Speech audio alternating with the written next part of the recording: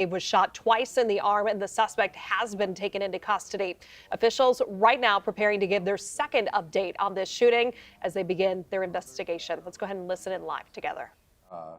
This morning would have been a lot more difficult. No matter the size of the police agency, when you have a active shooter response, which is what it's termed and we see all over in media and in our society today, the response is overwhelming. Really no police agency can handle a true active shooter response by themselves.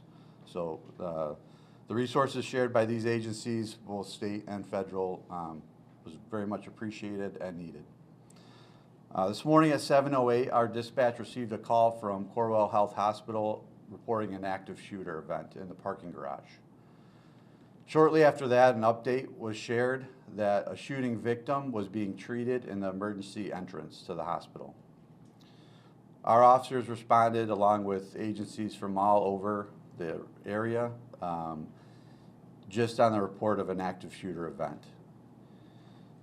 As we responded, the hospital went in lockdown. It was broadcast through the hospital. Our area schools were contacted and daycares and also placed in a lockdown. Immediately searching and clearing of the two buildings and the parking garage started systematically by responding officers. This effort utilized responding officers from many agencies and that responded to the initial call of an active shooter event. As the incident progressed, it became more apparent that this was actually a targeted event between two hospital employees. The 25-year-old victim from Troy pulled into the parking garage, followed shortly by the suspect. The suspect fired at least 5 shots from a handgun, striking the victim in the arm. Other shots that were fired struck the victim's vehicle.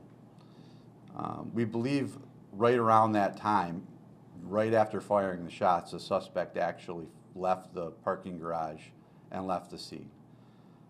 Our officers, we had both day shift coming on and midnight shift finishing up, as well as some traffic units that were in, and our school resource officers all responded and got to the parking garage very quickly and began, like I said, searching and systematically clearing the parking garage first because that's where the first report of the shooter was. Simultaneously to the scene at the hospital, the investigation led to a residence in Macomb Township where the suspect eventually was taken into custody without incident, and that occurred shortly after 9:30 a.m. Macomb County Sheriff's Office led that scene, and the suspect exited the home voluntarily after being contacted by cell phone.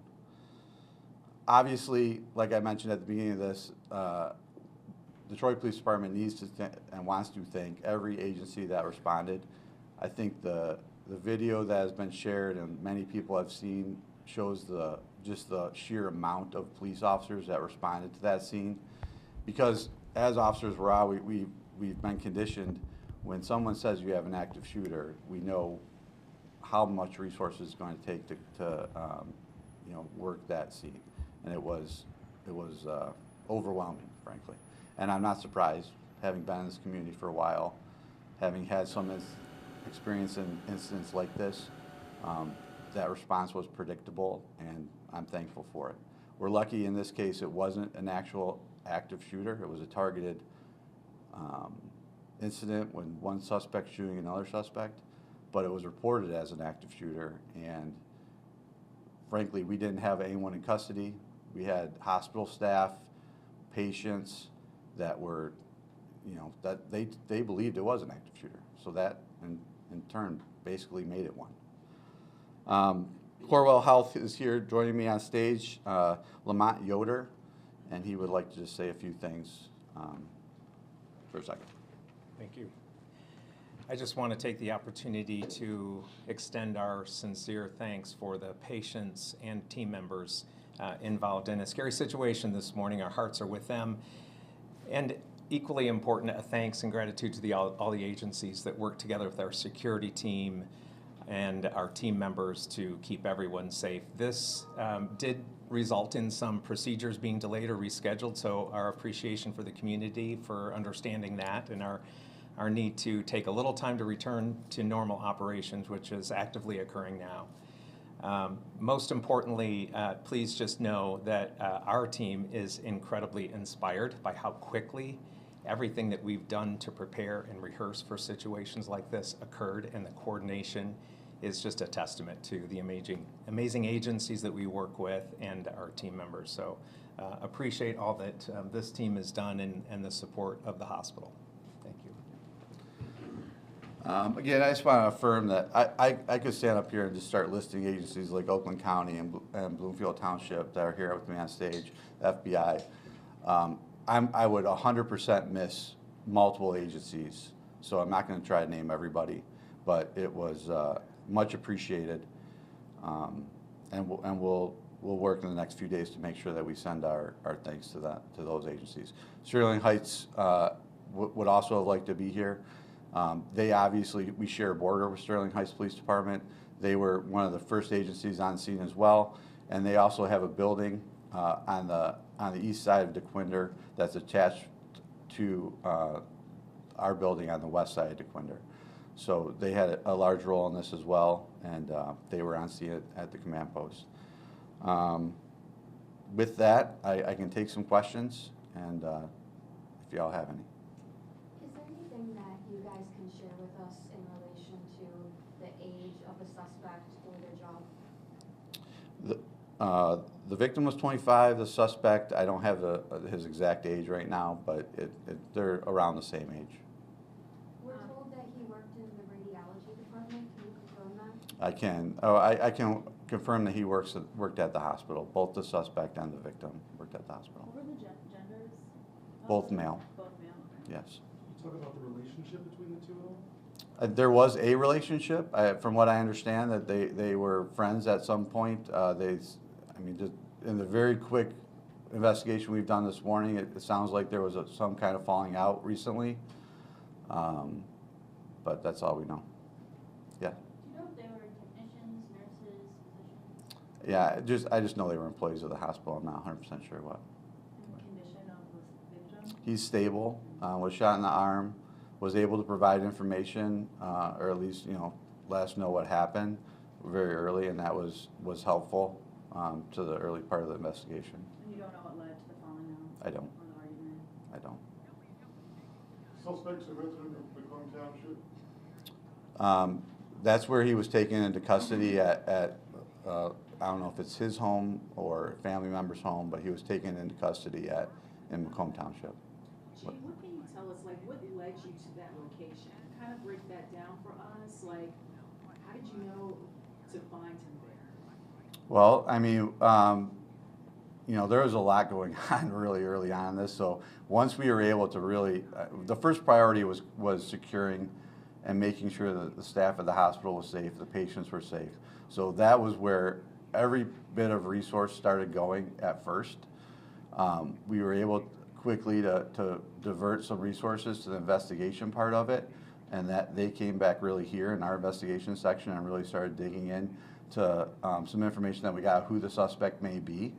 And then once we have a name and information on a suspect, we can, that's what police work is all about, is finding where that person might be, where they may go, and connecting them to, houses, cars, and all those different things. So all of that was used to identify where he might be. And then what would you say to some people that might be still concerned, of course, with police and the climate that we're currently? Thank you for that question too. I should have mentioned, first and foremost, Detroit is safe. Corewell Health is a safe hospital. There's no reason for any public to be, concerned of a continuing incident. Right now, the suspect is in custody. It was one suspect, targeted attack. We very much believe that the community is safe, the hospital is safe.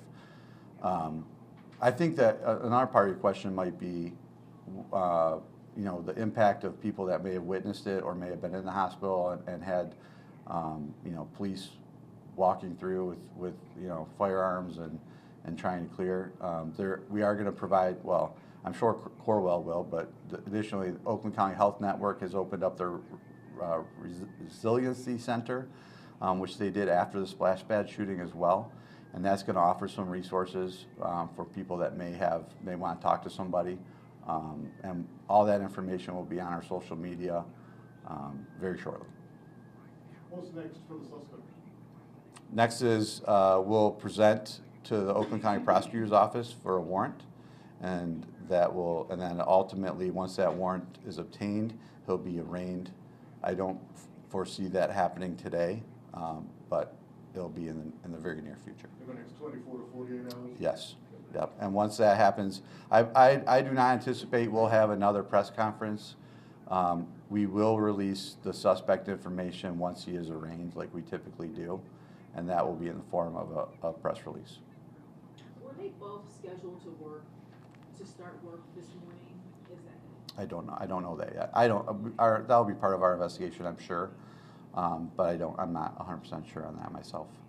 Overall, how do you feel about police response today? No one else was hurt. Do you feel that this was the best case scenario for what happened? Tough question. Yes, I mean, yeah, I do. I feel very proud of our officers that responded. I was in my car on the way to work when this came out, and so I heard on the radio our officers arriving, going into the parking garage, getting formed up as teams like we trained to do, and doing the job that we trained to do. So the response part of this, I 100% feel great about, and you know, of course we'll do a go back and after action report and find out what we did right and what we did wrong. You know, I'm my own worst critic, and a lot of the things that we did wrong, I see on things I could have done better. But as far as our responding officers, I feel very confident that they did exactly what they were trained to do and did it well. Chief, was he in the vehicle when he was shot, or had he parked? You know, he was. I believe he was right outside his door when he was shot, but there is no video of the actual shooting. I'm just going by that 3 shots hit the car, and 3 or 4 shots hit the car, and 1 shot hit him in the arm. So I think he was actually outside of the car, but I'm not 100% sure. Were there any witnesses to this, and was the victim able to call 911? So as far as I know, he didn't call 911, but that would be because we did get several calls, and obviously our dispatch center got a very quick influx of calls. There were people in the parking garage. I know there was at least a few people that witnessed it. I don't believe our victim called 911. I believe the first time we heard from the victim was he had self-evacuated to the emergency room. And then one of our responding officers got with him direct and got some information. Any other questions? All right, thank you. I appreciate all of you guys taking the time to come out and share this information with our public, and I appreciate all these gentlemen up here for their help in the response today.